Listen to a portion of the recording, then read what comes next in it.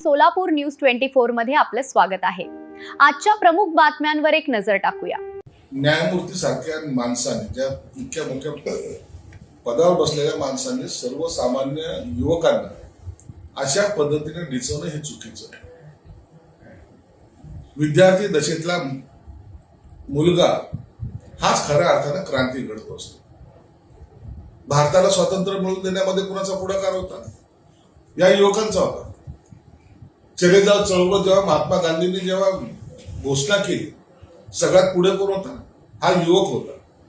आणि जेव्हा युवकांचं तुमच्या आंदोलनासाठी, तुमच्या राजकीय भवितव्यासाठी, तुमच्या असलेल्या पक्षासाठी तुम्ही वापर करता आणि त्या जेव्हा काम संपलं तर त्या युवकांचं तुमचा अर्थार्थी काही संबंध नाही अशा पद्धतीने जेव्हा बोलल्या जातं आणि त्याच्यातल्या त्यात न्यायमूर्ती सारख्या घटनेचा ज्यांना अधिकार आहे त्या माणसाने त्यांना कॉक्रोच म्हणणं हे मला वाटतं अत्यंत गैर आहे।